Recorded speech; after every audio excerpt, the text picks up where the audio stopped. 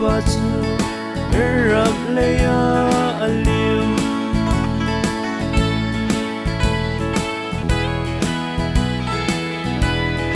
malong kati sifa pate bale a harna tur go manse ivo leyan na atong tiga Lazarus van rap leya apan hivle rumna seisan at tlaih lauzia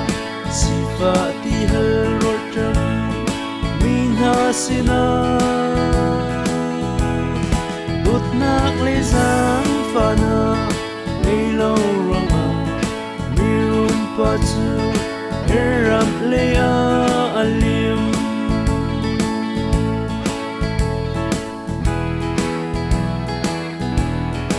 ule nam na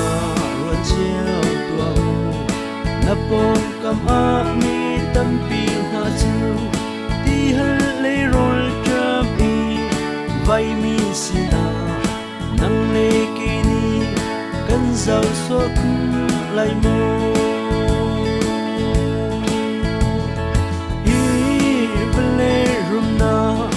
seisan at tlaih lauzia sifati halrotam minha sina tutnak lezang fana leilo rama mirum pachu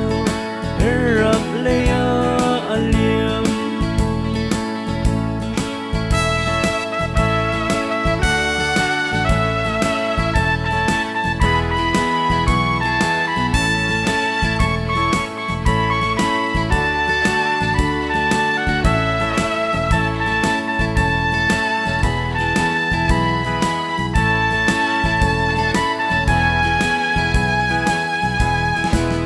bakati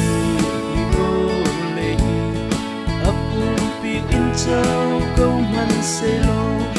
amma anna sungtung aju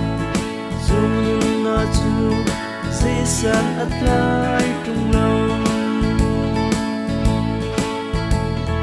hivle rumna